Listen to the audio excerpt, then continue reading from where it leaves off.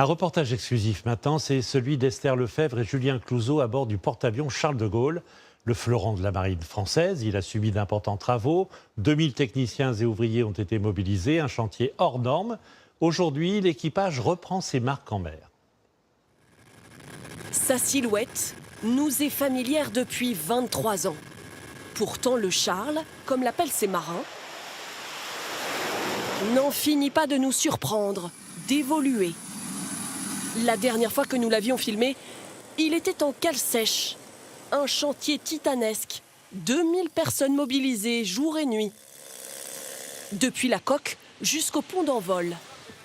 La catapulte des avions était alors rénovée. 6 mois plus tard, elle est fonctionnelle. Guillaume nous amène au plus près. On ne sent pas toucher les tuyaux sont brûlants. Brûlant, car c'est de la vapeur d'eau à très haute pression qui propulse les avions de combat. Un Rafale approche. Montez panneau. Quatre appareils.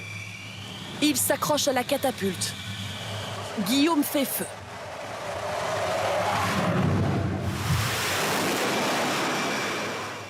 On a été obligé d'arrêter pendant 8 mois.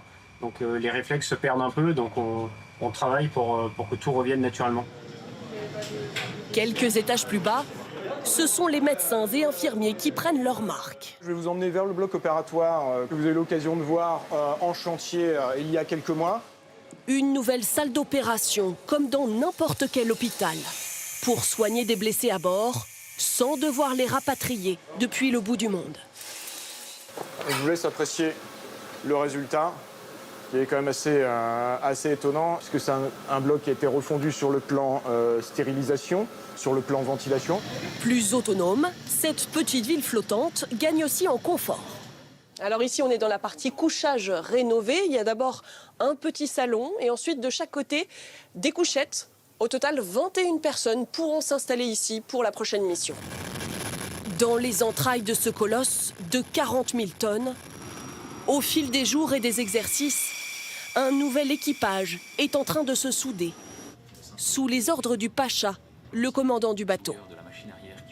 C'est un peu comme reprendre l'entraînement dans une équipe de sport collectif, sauf que là, on est 100 fois plus que le 15 de France. Ça veut dire qu'il faut dialoguer les uns avec les autres, apprendre à se connaître et également former les plus jeunes, parce qu'à bord, nous avons de l'ordre de 25% de marins qui n'ont jamais navigué sur le Charles de Gaulle. Nouveau comme ancien, ce jour-là, les 1500 marins s'entraînent à un scénario catastrophe. Une attaque de missiles.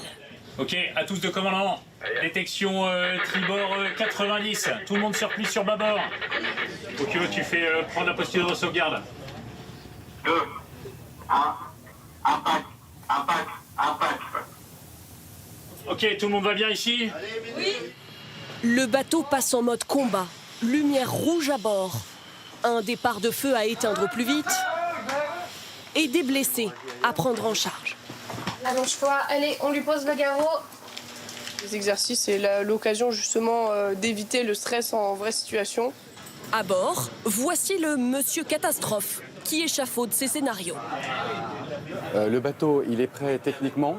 Maintenant, il faut que les marins soient prêts à utiliser leurs installations, mais aussi à les utiliser dans des conditions dégradées.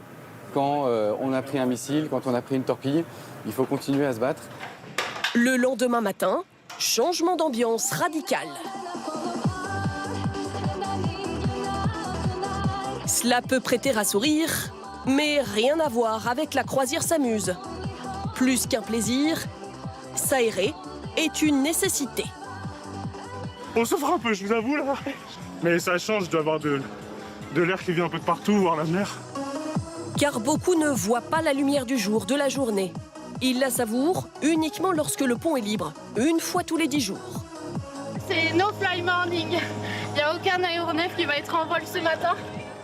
2 heures de répit avant de laisser ce pont de 262 mètres de long fraîchement repeint aux avions de combat.